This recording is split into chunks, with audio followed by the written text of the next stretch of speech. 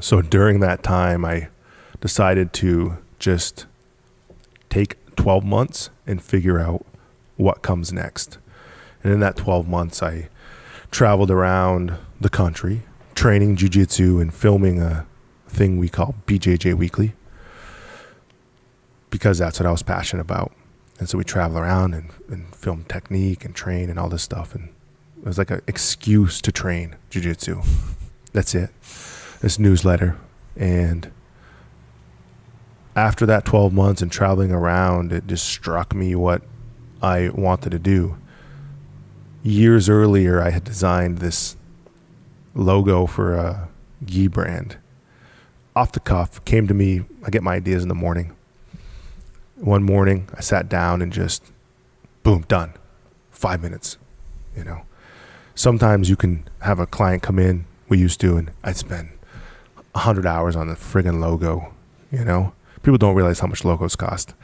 And sometimes you just nail it, like 10 minutes, done, finished. It's just like getting hit by lightning, just boom, done. And that's what happened with this Origin thing. I wanted to start a brand because what I had done and what I had learned, and over that year of driving around and training and reconnecting with myself and my family, was that I loved building brands and products. I loved taking something from nothing, like a drawing, and making it into something. And I had an aversion to the screen and that space because of the new media thing. I was always on a screen.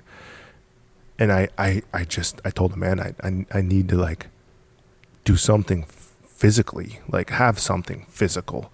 I need to have a physical thing to do. Because I was an art major and I'm an artist and I zip up goalposts. Yeah. I needed a thing to do. So in jiu-jitsu, I had seen that the uniform like hadn't changed. And I don't know, they've been wearing kimonos for 1,000 years. But, you know, judo, you know, hundreds of years, and jiu-jitsu, 100 years in Brazil. Same thing, same damn thing. 100% cotton uniform. This is what you wear. And I was like, why? Why do you wear that? You got Under Armour with like wicking stuff, and you've got air helmets instead of leather helmets, and you know, just all these innovations in other sports. And jiu-jitsu had shit. We had nothing. Like wearing a bunch of just straight cotton balls and, you know, sweaty, soaked in gi that stretches and stinks bad. It sucked. And so to start, I was like, okay, I gotta start. Meaning you now have the vision. You see that gis haven't progressed. Right. You know that they can be made better. Yep.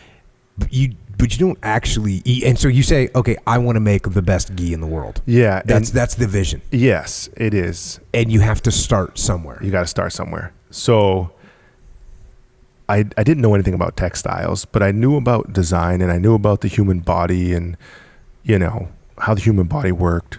And in college sports, you learn about that a lot, you know, mechanics of the body. And they retrain you how to run in college.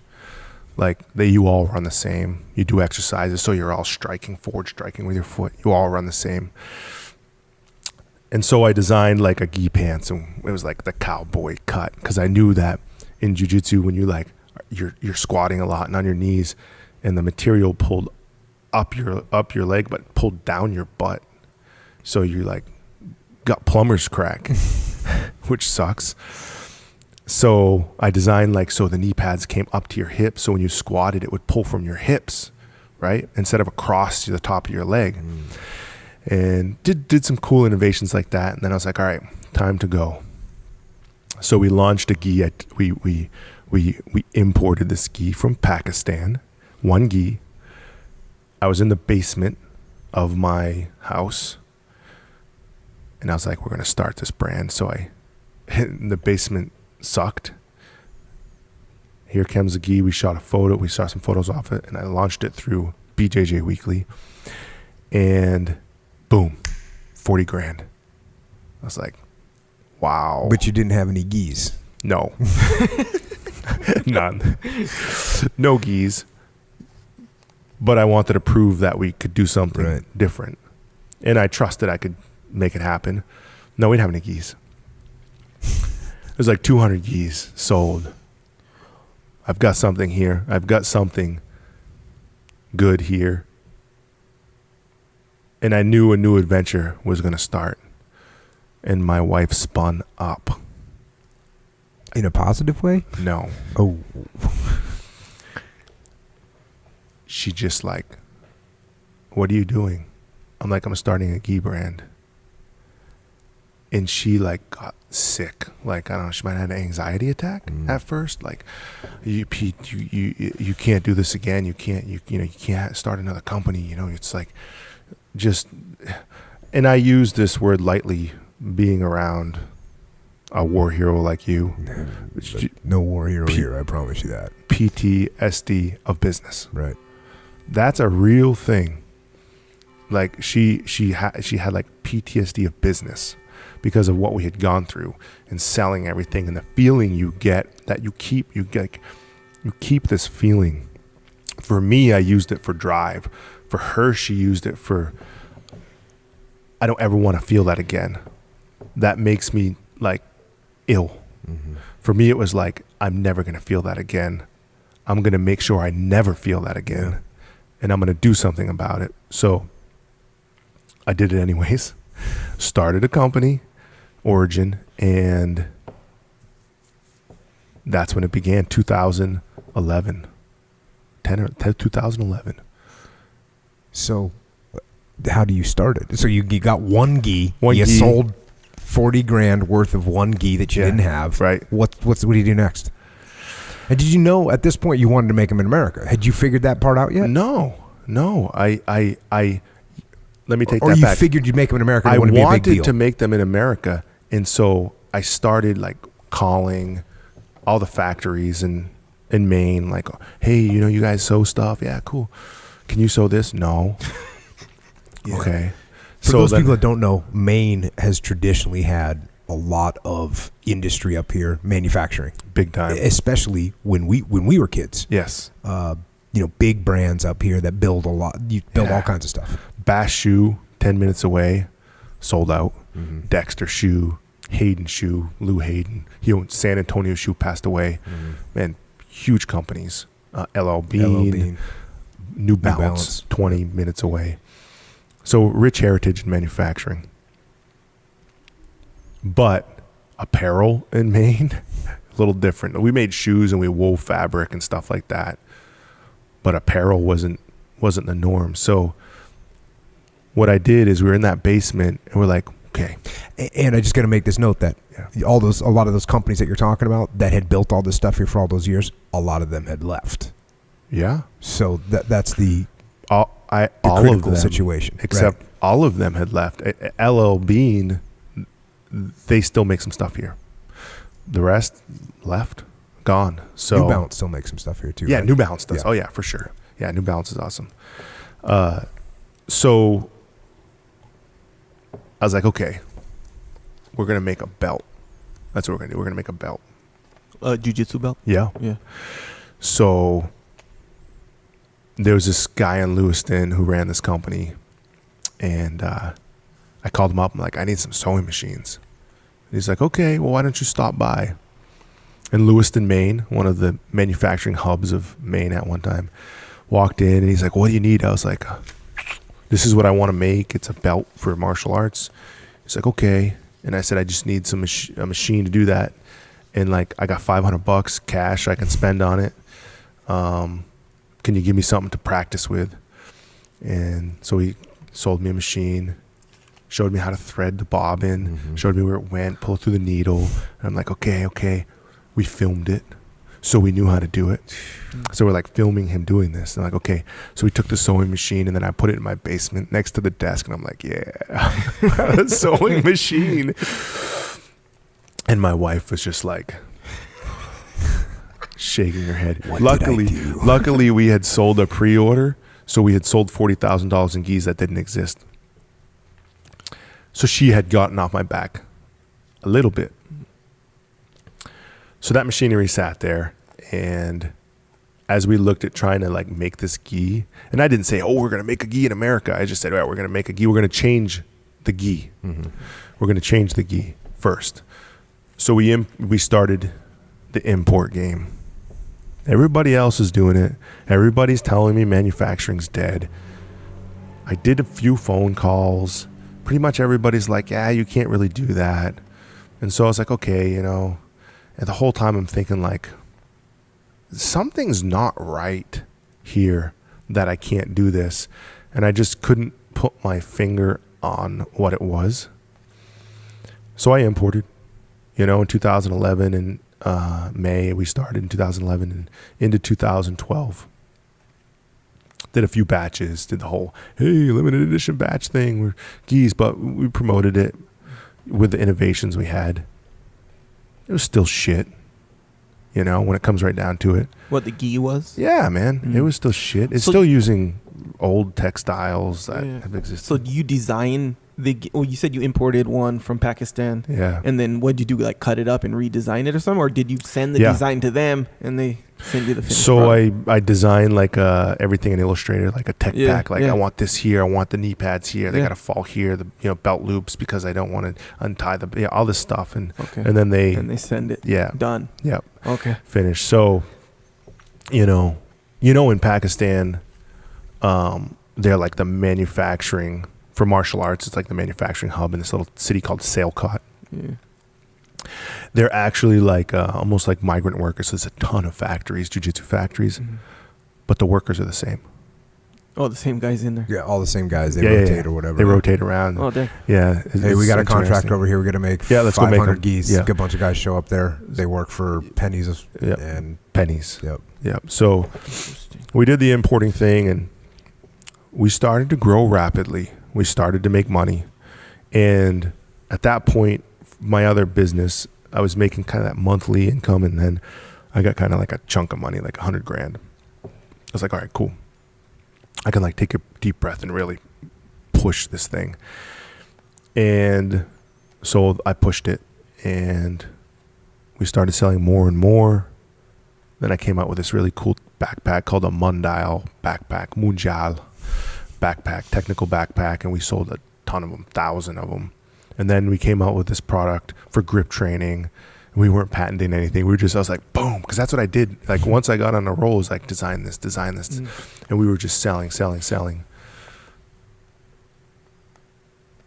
And during this time, I was also competing, because I'm male. It's jiu-jitsu. Say no more. It's jiu-jitsu, and you want to test yourself against the best in the world. So I was training hard. I had ended up winning the let me digress for a sec. I had seen another company release a product for grip training that looked exactly like ours. What was the product though? Was it your grip training one? Yeah, it's called an orangahang. Oh, okay. So it's like the gi and then it's collar like a and a sleeve. Bar. Yeah, with it was cool. Yeah. It was awesome. And I was like, those bastards ripped us off. And I wasn't thinking my manufacturer or anything about it. I'm just like, man, another company ripped us off. I should have patented that, blah, blah, blah. Okay. So I was competing. I ended up going to Canada. I won the World Pro Trials. I was a brown belt at the time. Won the World Pro Trials in the black belt division because they put the divisions together as, that was in 2012. Now I think they separated them now again. But so I got to go over to Abu Dhabi and compete in the World Pro and as a brown belt in that black belt division. I'm sitting there before my match, and I'm supposed to fight Shanji Hibero in the quarterfinals of the open division. Sweet. And I'm going to say this. It was bad seating. Like the seating of the brackets was not good. Okay. Like I had in my bracket a guy from Brazil, a JT Torres, a Shanji, and maybe Andre Galvão. And so JT didn't want to fight. So I fought the other kid from Brazil, and he was much smaller, and I was athletic and good, and I ended up winning. And then JT just kind of like didn't want to fight. So then he coached me against Shanji. We had a war. It was good, man. I had the last couple of seconds, man. It was very close. The For problem those of you was, who don't know, Jean is multiple-time world champion, Yeah. phenomenal, One of the best of all time in jiu-jitsu. yeah, big time, Yeah. awesome guy too, awesome guy. So, but the seating was bad. Like Lovato wasn't in it. Like there was a couple other guys. I don't know. Just if my division could have been tougher, and I would have gotten my ass kicked a lot earlier. Okay, so, but we had a war, and it was awesome. And maybe I would have won if I had worked harder, or maybe I would have won if that girl from Poland didn't walk by me right before the match with an Origin gi on and a different logo on the back. And what was on So your cut of a gi, like the gi that you designed, yeah, and you see a girl from Poland who's competing, she walks by. yeah, it was actually the pants, yeah, it was the pants. Or there's a logo, different logo on the back, but our whole thing, Your design, yeah, but different logo. Yep. I knew it was my manufacturer, and then everything clicked. They ripped off the orangutan grip trainers. Okay. But what am I to do, because I'm locked into these guys now? So I had to strategize. So I went out and lost in the quarterfinals. Got on an airplane. Worst freaking flight of my life. Because I'm an ADHD kid and I can't be stuck in a freaking seat for 14 hours. That sucks. And on the ride back, I was talking to JT, who I'd become good friends with. And he was kind of like in a tricky position in life. He was still with his instructor in Maryland and just didn't know kind of what to do. He wasn't progressing. And he was telling me, like, man, I've got to get, like, I have to do a full workout before I can actually train with the guys, because he was so good. He just wasn't getting it, you know? And the mecca of jiu-jitsu, is California. Yeah. Ultimately, I'd go so far as to say San Diego. San Diego. That's where he went. Yeah, it was San Diego. Yeah. That's where he went. So he was figuring his whole thing out. SoCal for sure. SoCal, Yeah. Yeah. He was figuring his whole thing out. And all I'm thinking about is like this problem. I'm like, man, I think I'm going to build a factory. We're on the airplane. I was like, he's looking at me like, oh, yeah, I want to build a factory. Screw this shit. This is bullshit. I said, I'm not competing anymore. I'm done.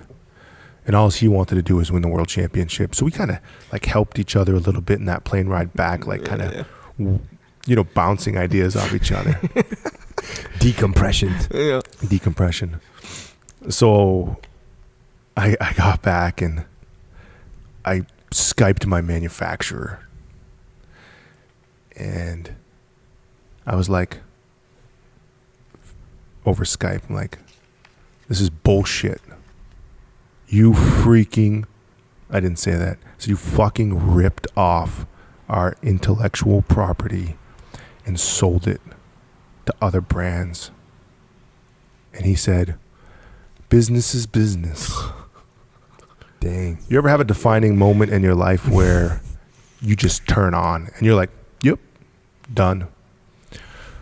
I knew at that moment what we were going to do. Like, it was clear. It became clear. And I knew the challenge in front of me, and I knew it was insane, and I knew it couldn't be done. And I was like, it's happening. Props. So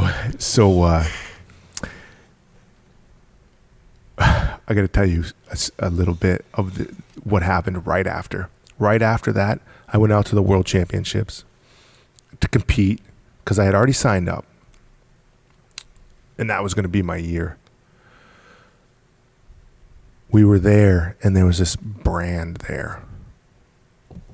And I walked up, and I walked by, and I did a double take. I was like, what? And I looked to the right, and there's our Mundial technical backpack right there. But with red. And their logo on it. I went up to the guy, and I was like, dude, I said, got any original ideas? And everybody there's a badass, except for this guy who doesn't do jiu-jitsu, who does nothing, right? Just some chubby dude who wants to capitalize on the success of combat sports and jiu-jitsu's growth in California. And I'm not going to name the company. And I was like, that is weak. I said, in bullshit. I said, get some original friggin' ideas. I walked down, and myself and Deco, our business partner, and Nia, his wife, and my wife were down there. And I told my wife, in spin did she ever, she went up there and she flipped out on the guy.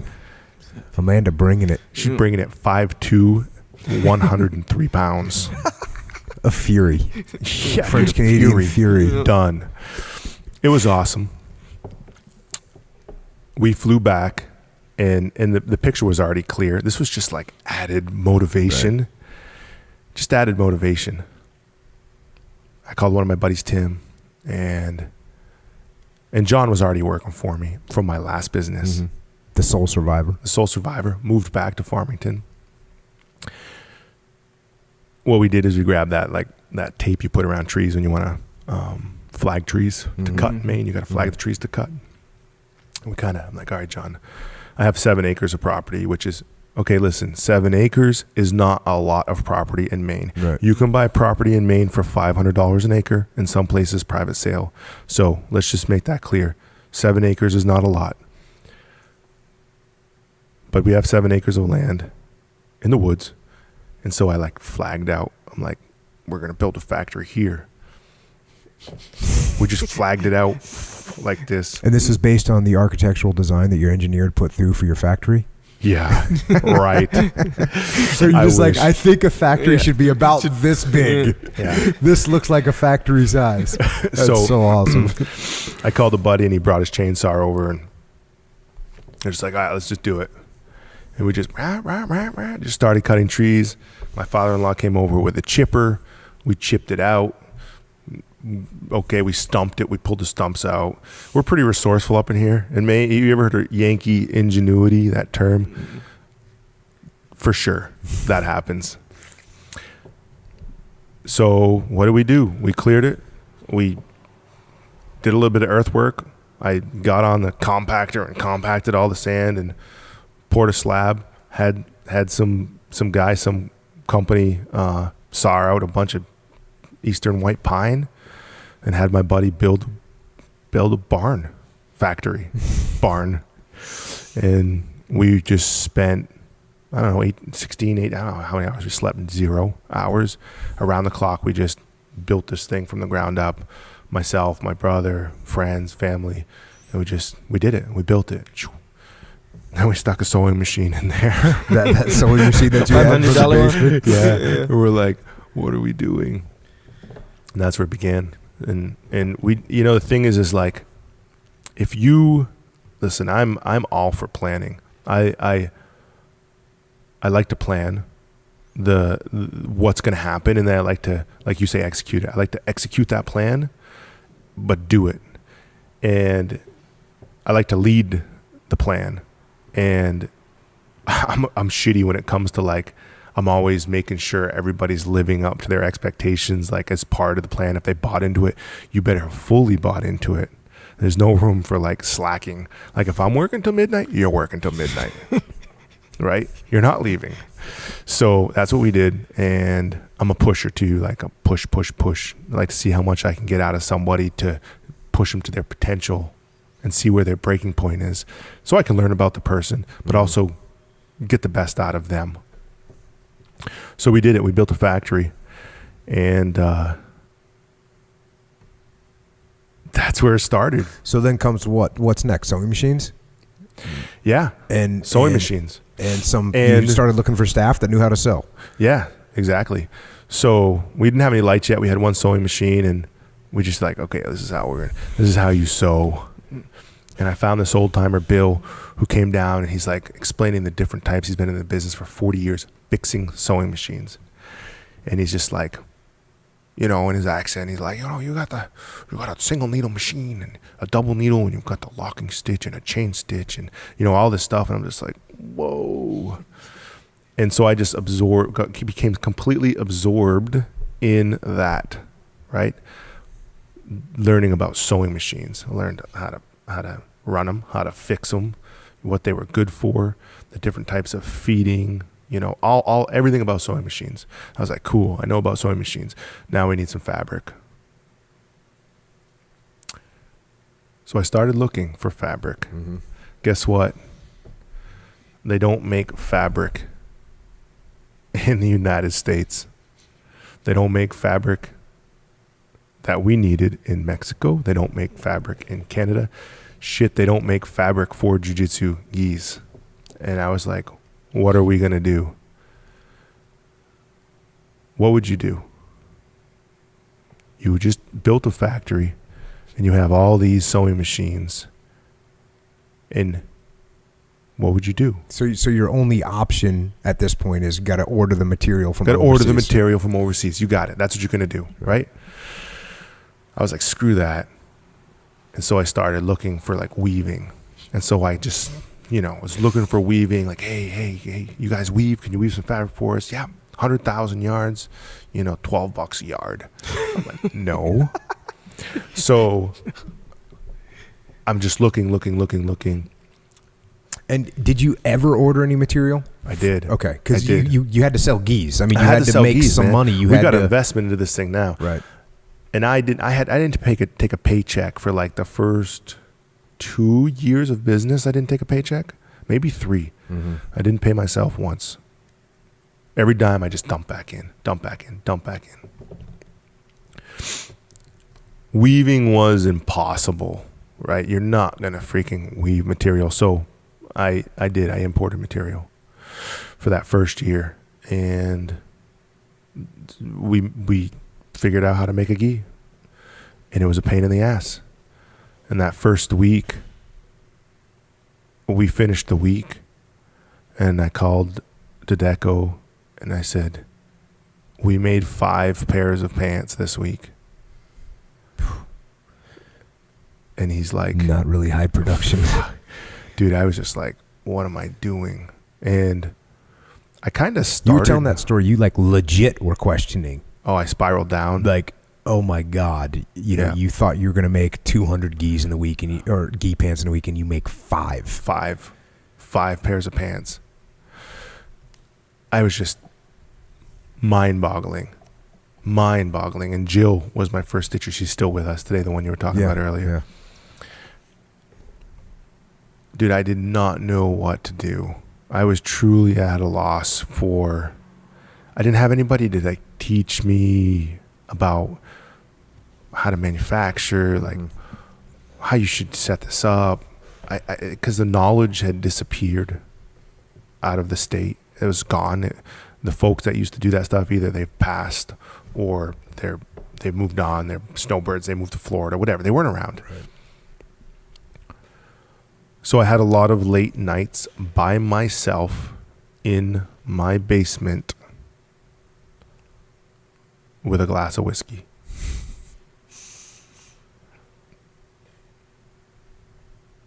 I started to have that feeling come back, of that like failure feeling. And I didn't know what to do. I was like, what did I get myself into? You know, like what are you doing? Like, what am I doing?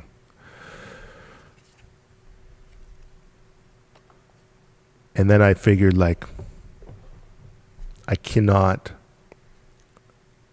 basically, like, I can't do this alone type of situation. Mm-hmm.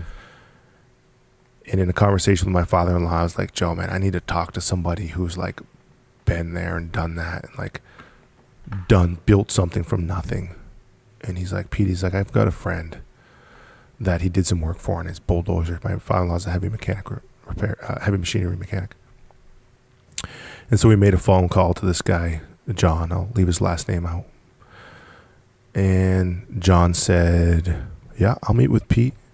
He said, here's the date and time. Meet me at my lake house. So I showed up at his lake house, and I sat down, and he shook my hand, and he said, let me tell you something. You're not fucking special. I'm already beat down. I'm using his words. Mm-hmm. You're not fucking special. Your ideas aren't special, and nobody gives a shit. I was like, okay. Motivational speaker, getting after it. Gotcha. Nobody gives a shit. Yep. I said, reality check. yeah. I was like, oh, shit. He goes, what's your problem? I said, man, we need money to, like, he's like, no, you don't. I said, no, we need money to like do this, to like learn how to do this and build this and like make this happen. I need money, the capital. He goes, Pete. Were you in the back of your mind thinking you had good capital investor right here? He's a big guy with a lake house, and maybe this guy's going to throw a few G's at you? No. I wasn't there for financial. I wasn't looking for But that him. was the solution that you saw. You didn't That's think the it was only going to come from solution. him. You just thought, I need money for this thing. Only Got it. solution. I need money. And as he kind of like beat me down, and this guy ran like a I think they're $100 million company now. At that point, it was $50 million. And he was kind of retired and doing his thing and giving his time to me for free to help another kid from Industry, Maine succeed. He basically educated me. In 2 hours, educated me. And I walked away from that meeting like with a plan of action. What was the big takeaways? He told me I need to basically find out who I was and do a personality profile. And he goes, you're probably, what did he say? An INFJ, something like that. Mm-hmm. He like guessed it. Or an INEJ. I'm not even exactly sure what it was. So I did my personality profile to find out my strengths and weaknesses, and it was spot on. I was like, holy shit, this is kind of like crazy. And then he told me, you're not all in. You don't really want to win at this. I was like, no, I do. Then go all in. How much do you believe in it? Because there's a million friggin' people like you. He said, there's a million people like you and a million great ideas. And less than 1% are willing to go and chase it and go all in and do it. Are you one of those people? And if you are, solve the money problem and solve the rest of the problems. The next day I was at the bank signing my home away with my wife by my side. She was stoked. For a $200,000 loan. That was tough for her. Two things, as you were saying them, there's a big difference. You put them together, which is when you put them together, it makes sense. But chasing your goals, chasing your dream, and being all in. It's not even the same. Not the same things. No. Now, if you're all in, and then you have to chase it. You don't even know what else to do besides chase it. Right. But I think some people, they chase it, but they're running like half speed. Yep. And I was a half speeder. Yeah. It's awesome. You got to be uncomfortable. That's basically what I took away from that. And he's the one that told me. He said, Pete, how old are you? I said, I'm 30. What's your problem?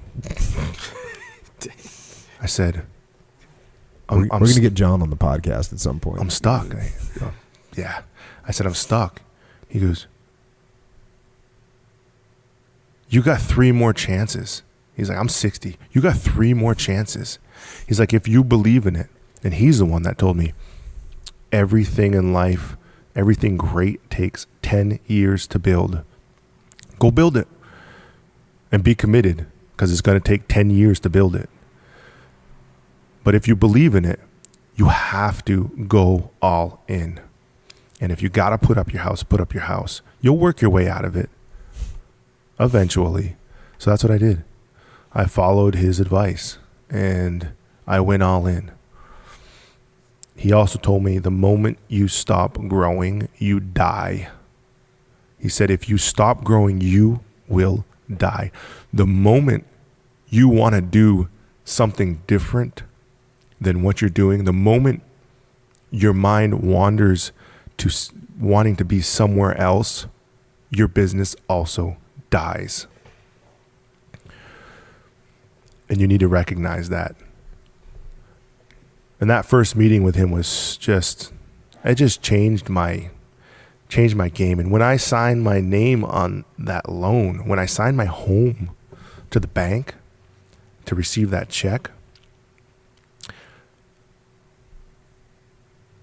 I was laser focused. It's like being in the woods on an early morning hunt when it's dark and the sun is coming up and the leaves go right as the sun hits the leaves, hits the trees, and you're waiting, right, for the deer, for whatever you're hunting. That's what I felt like about business. The same feeling you get from that, I felt laser focused. And it's like everything just opened up. Like my mind opened, like the synapses connected, and I was like a new I was like new. And that's what I mean by like you're always born an entrepreneur. You're not born an entrepreneur. You need to get punched in the face. And John punched me right in the nose. It was awesome. So the next step is you order some material, but that's not your long-term plan. Right.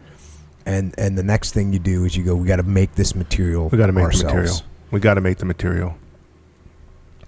I had called every used textile company in the United States, every used textile company, to try and find this machinery. We had to weave our own fabric.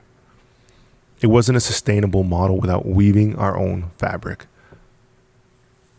They're all like, it's just not going to happen. I'm like, what is it to get set up? $1 million, right? $750,000. This is to buy a brand new loom. This is to buy looms. Get the operational Yeah. experience in there And that they're going to send you from the factory after they build this loom. They'll send Right. you a guy that's going to help you run it and get it all set up. Exactly. We just need $1 million. Yeah, exactly. It's like, it's just not going to happen. So I was like, okay. In business, it's like boxing, like it's like jiu-jitsu. It's all about the angles, and people get so stuck on like one angle. They can only see that one angle.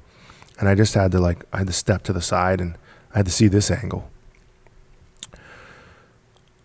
I knew Maine had a heritage in weaving. I knew there was weaving here at one point. And so I went back to that same old timer in Lewiston, Maine, who had sold me my first sewing machine. And I sat in his office and I said, were there any looms? He's like, what do you mean? I'm like, a weaving loom? Like to weave fabric?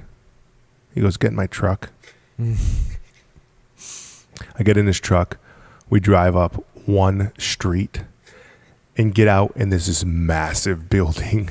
It's like, I think total square footage was like 1.5 million square feet. Good Lord. Mostly abandoned.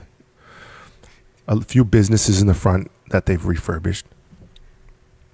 And there's a museum there. And he walks in and he introduces me to this woman, Rachel. And he says, Rachel, this is Pete. He's looking for a loom. And she goes, well, follow me. She made me sign a release. We went up these stairs and into this old Mill 5. And the floorboards, the windows were all broken. The Sawtooth building, the Sawtooth Mill buildings, the windows were all broken. The wood was all punky and like all bent up and splintered. You had to watch where you're walking. And there's this big green nasty thing sitting in the middle of the floor right there in this whole place. And we walk over to it. She's like, I need to get rid of this. And I'm like, this is a loom? And she's like, yep. I said, holy shit. Where's the rest of them? They shipped them overseas. A company in India bought out the mill, and they shipped everything overseas. And she goes, I kept this one. I kept it here because I wanted to put it in the museum so we didn't lose our heritage. Dang. I said, can I buy it? And she said, yep. And I said, how much? She said, $3,000. I said, okay, done. Man. And this was like, I just want to point this out. The floor is all broken, the windows are broken, and the loom is like rusty, right? Oh, dude, it's this terrible. thing is not like this. This thing is a disaster. When's the last time it was used? How many years ago? Oh, 80s? It's an 83. It's like a 1983. I don't know when the last time it was used, but it hadn't had any love for a long time. Most of the parts were stripped off of it. It was like a frame, just like an infrastructure.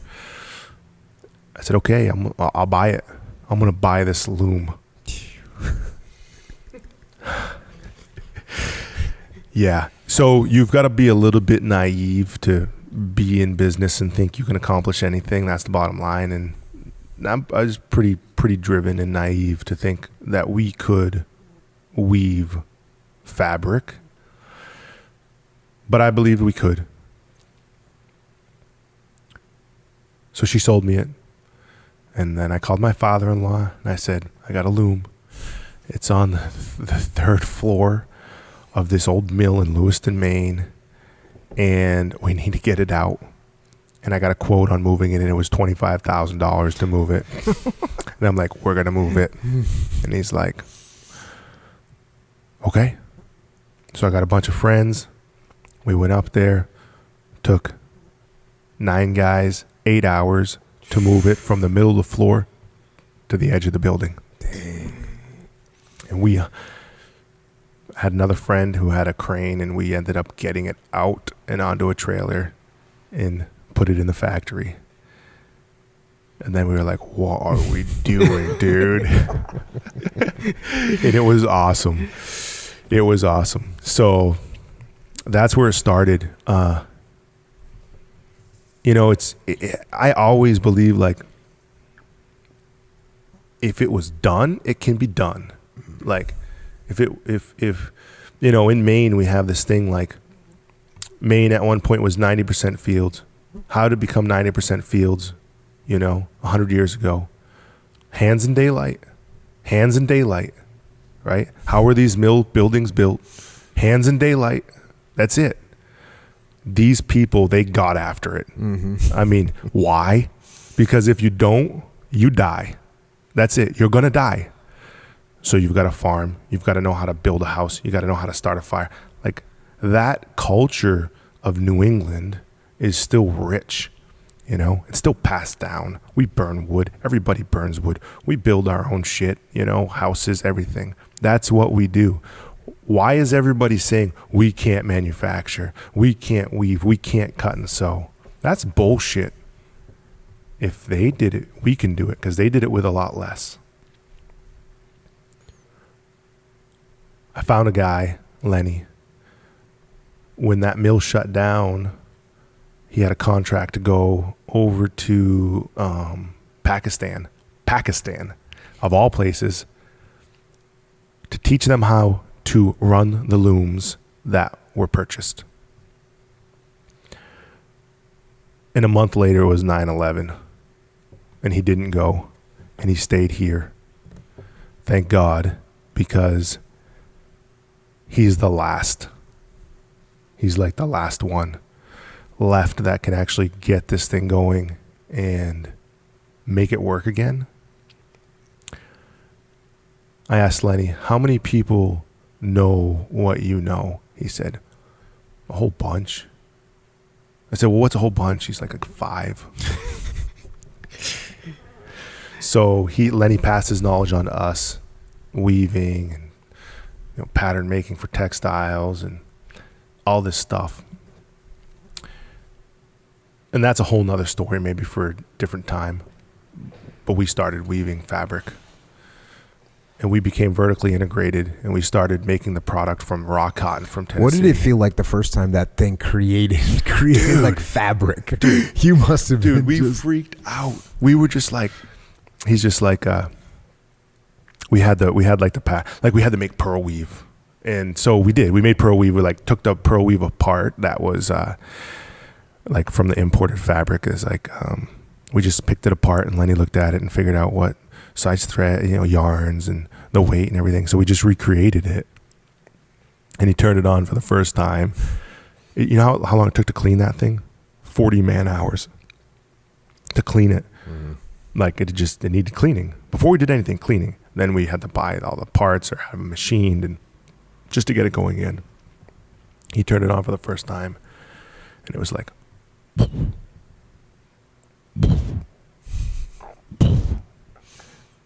and I looked at John, my employee John, and Lenny, and I said, holy shit. And then, and there it comes. And it's just, and there's the pearl weave coming off the loom. Man, it was so exciting. I was like, nobody's ever done this. Nobody's ever done this. And I was super proud. I was like, we're freaking doing it. We are doing it. And then we announced it to the world. We thought we still got a lot of work to do, but then we announced it to the jiu-jitsu world. That's it, man. And that was it. I don't even want to tell you the challenges after weaving. How do you color this stuff? Yeah. How do you do this? I mean, there's so I'll much. tell you, like I was telling you before, when I was in the SEAL teams in the early '90s, Yeah. we didn't have the custom gear, right? You couldn't buy this stuff on the internet from these tactical companies, right? Right. So we made stuff, and we had parachute riggers, which are the people that pack parachutes. But in a parachute loft, you've got a nice medium duty and sometimes a heavy duty sewing machine. Yep. And so we would make our own gear, and us guys, like, we would kind of get into it a little bit. And I had a lot of SEALs would have their own, sewing machines, and, you'd make gear, and some people would be good at it. Some people get really good at it. And I was not one of those people. And because, there's these little threads, and you got to get these things working right. You put it through the thimble and through the whatever. It's all so this crazy. stuff. It's all this stuff. Yeah. And every time I'd start sewing, it would just, fall apart. Bird's nest and just mayhem. And when I see the loom with, it looks like Stress you out. 1 billion threads coming through these little things, and they're flowing through, and then you look on the other side and all that craziness. There's these hundreds of thousands, it looks like little pins that are moving and things that are pulling apart. It's crazy. And then it comes out the other side and you see this pattern.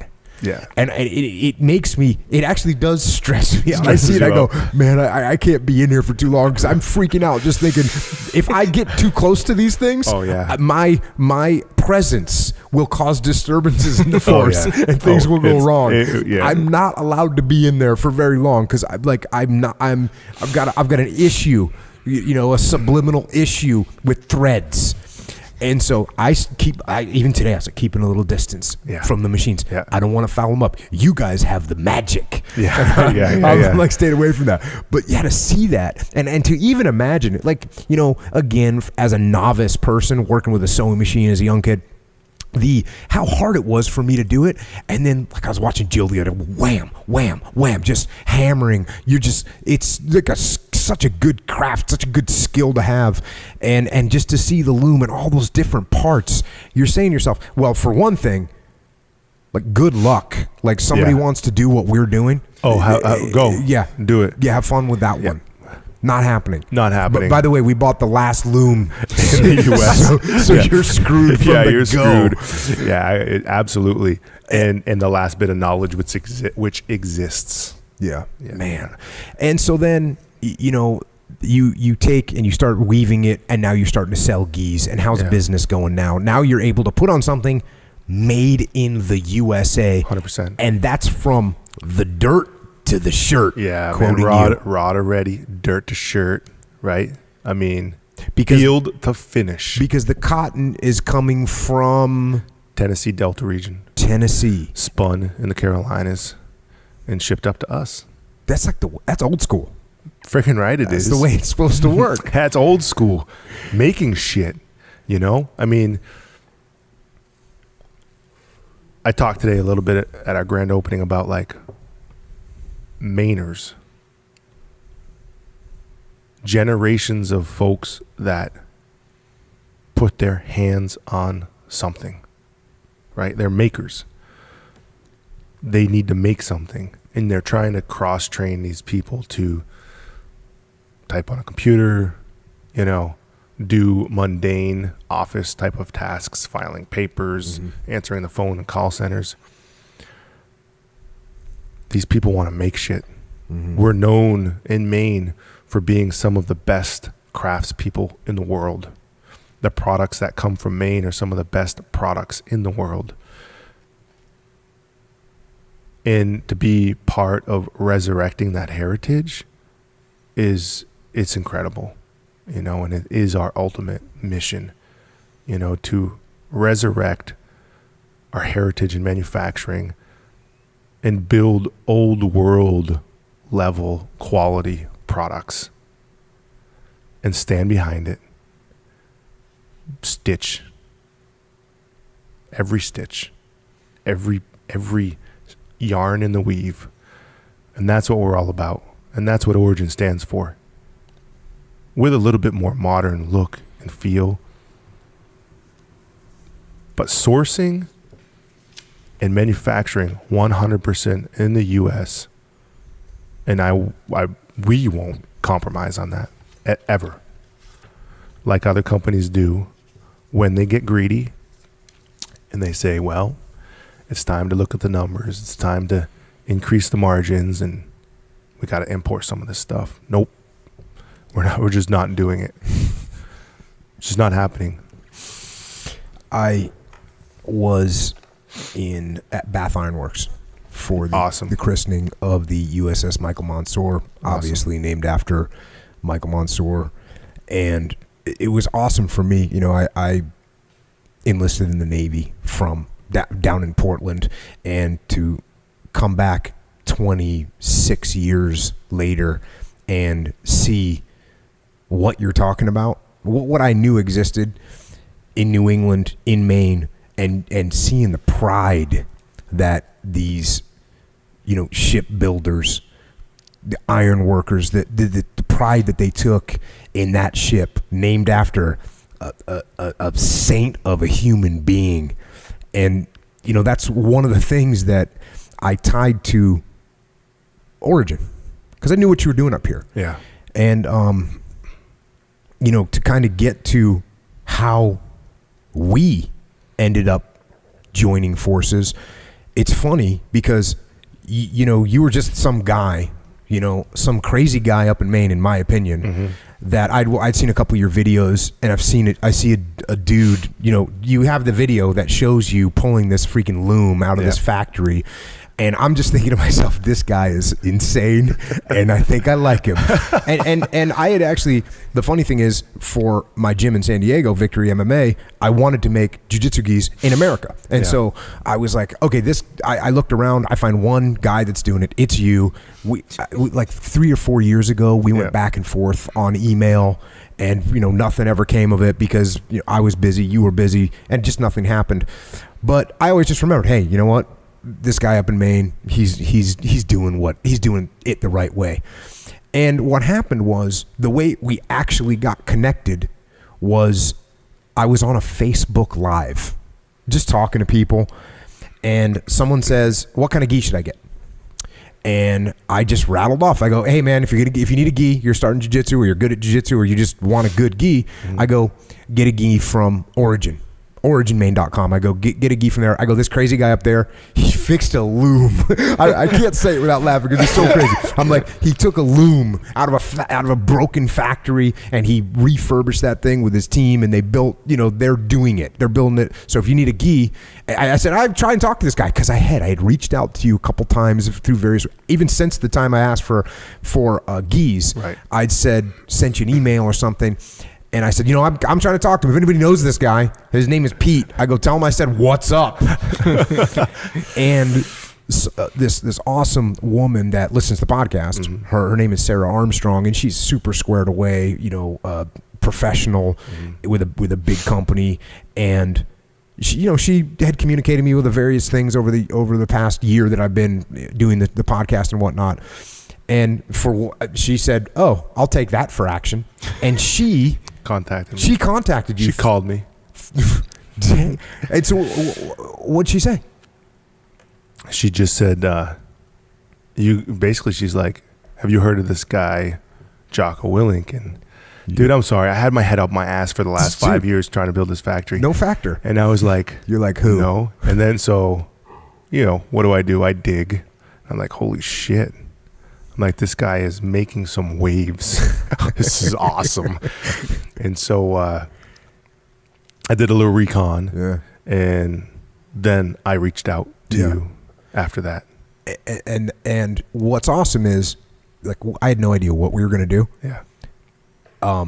We went back and forth a couple times on email, and then finally you're like, "Hey man, let's just go to Skype, right? Let's do Skype."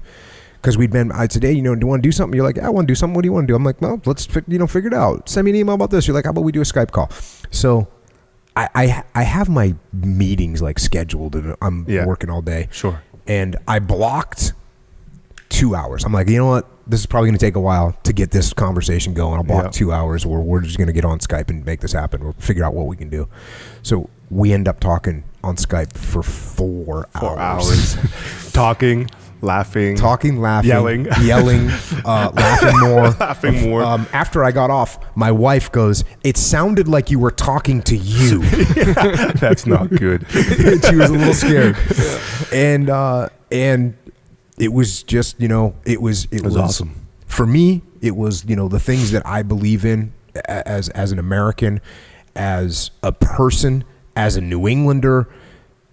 It was like you had the thing that I didn't have, right? Like, for instance, we're making things, we're building things, but we don't have vertical integration.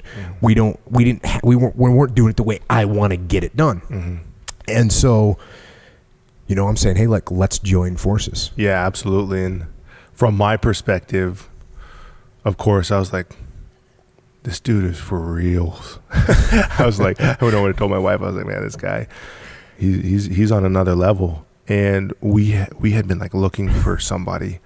I remember talking with the Deco, and it's like in jiu-jitsu, it's like you've got all these world champs, and then you have like the flavor of the month guys with like the fancy jiu-jitsu stuff, and it just was never part of our plan to sponsor jiu-jitsu world champions, right? Because what we were trying to build is like much bigger than that. It's like, man, we've been talking for like a year, like we need to find somebody or partner with somebody that like represents Origin through and through in multiple ways. This isn't possible. We will not find this person. It's not possible. And then we talk. We were talking earlier today, and this was classic because I didn't remember this. So for those of you that know anything about negotiation, whether you're negotiating a car purchase or whatever, one of the tactics of negotiation is you don't give a number first. So if Echo wants to buy these sunglasses, he says, "How much are these?" I don't say they're $10 because what if he was willing to pay 20? Right. So if he says, "How much are these?" I go, "Well, what are you willing to pay for them?" And then he should say, "Well, I don't know, what are they worth to you?" And so Pete and I had the textbook. Dude, it was more than that though, because it was the strategies is like, what do you got to do? Well, you've got to devalue or show value. So going back and forth. Well, yeah, but it's like back and forth, battle. Yeah. And then I caved. And then we were trying to figure out the value of something, and I'm like, well, just give. I mean, what if you had to? What would you say a number would be for that? And he gives me X, and I didn't remember doing this, but he told me that, and then I remembered. So he says, the value's probably X, and I went, "You're weak." Yeah. He just broke, and we both started laughing hysterically. I stood up because we've been playing the game for like so long, and it was like, actually, that is what like I think both of us realized like we were just let's just get it. Let's do this. Yeah. But actually, I'm busy, you're busy. Yeah. And so we both definitely got along. Yeah. I think both of us felt really solid about the other person, but we didn't quite figure out we couldn't figure out how to make this work. Yeah. It right. Was tough. He's got something that he's put years of blood, sweat, and tears into. I've got something that I've been doing. My life has been to get to here. And so we just couldn't quite figure out how this was going to work. So we just, we kept in touch, a little bit of conversation over the next, couple months. And then I knew I was going to Maine. Yeah. You kept, I got to ask you something now. Yo. You knew you were coming to Maine. I knew you were coming to Maine. Neither of us, we didn't text back and forth until the last minute. Because I knew the date you were coming to Maine. Uh-huh. Were you planning on a meeting when you came to Maine the whole time? I definitely knew we needed to meet. Yeah. Yeah. He's like, you were icing me. You put me on ice, dude. I thought I was putting you on ice. We were both on ice. Yeah. So that was like the meeting. Awesome. We met up in Portland. We had dinner. We actually both brought our wives, and my wife is always too busy to do anything business wise with me, so she was super stoked to even be around and meet Amanda and everything. And we sat there. Our wives don't even know what they were doing because you and I were just getting after it. We were in the zone. And at the end of the night, we figured out and we shook hands, and I knew right there we were good. We crafted a deal that was awesome. Yep. It was awesome for both of us. It was awesome for everything that both of us want to achieve, and it turned into not even both of us. It just turned into us. Exactly. And that was awesome. And I think one of the best lessons learned from me, what is just an incredible opportunity. That's how I see opportunity in crafting a deal, is making sure that you're both getting what you want and you're both a little bit uncomfortable, so that you continue to feel a little bit of the struggle to make sure you can take it over the goal line, right? You're too comfortable, you become complacent, bite off a little more than you can chew, and you're going to be chewing for much longer. So it was important. It's awesome. Yeah. And so just so everyone knows, I mean, I've been saying it, we're partners, we're partners with the podcast and what Echo and I have been doing for the last couple of years, and what Origin has been doing for the last 5 years, 7 years, 5 years, 6 years. Yeah. 6 years. And at the end of the night, when we got done eating our steaks in Portland, Maine, we shook hands, and this whole, you've described it as like a perfect storm, which is what it feels like to me. Hey man, I was born in Gloucester. There you go. It is the perfect storm. There you go. We are the perfect storm. Yeah. And so that's what's going on, is that, now we've got this, and we join forces, and that we both complement each other's, in terms of our business, we complement each other's weaknesses. In terms of our personalities, we complement each other's weaknesses, and and the best part about it is, the whole time that we're doing it, we're actually laughing our asses off at each other and having a great time, which is what it's all about. So that's where we're at. That's why we're here, by the way. Yeah, that's why we're here, by the way. In Farmington, Maine, in the Origin factory, 20,000 square feet. We're going to end up with how many employees in here? In a year, how many employees are we going to have in here? Oh, probably in a year, I don't know, 30, 40, 50. I mean, somewhere in there, between 30 and 50. That's in a year. But remember, this is a start. We're starting. And so in 5 years, we're going to have a lot of people. Oh, yeah. And people ask, what are you going to make? Everything. And I say, we're going to make everything. Everything that I use in my life, I want it made here in America. From the shorts to the hats, everything. And that's what we're going to do. Beanies. probably pants, thicker hoodies. pants. Probably. You know what? I was at a store the other day, like a hardware store, but a big one, where they sell work clothes. And I said to myself, let's just, because obviously I'm thinking about this all the time now. It's hard to look at a work clothes and you say, of course, American workers, they would want to wear American-made clothes. Where are these clothes made? They're not made here. They're not made in America. They're not made by American hands. So I think we're going to be in a take no prisoners scenario, and we're going to get after it. We're not just going to take no prisoners. We are going to chase the big dogs. Look Indeed. out. Look out. Yeah. Listen and look out. And that's not like an ego thing. That's the truth. Yeah. Listen and look out. Yeah, and like I said today, when you rekindle the fire of manufacturing and you rekindle, just talking to the employees here, this is what they want to do.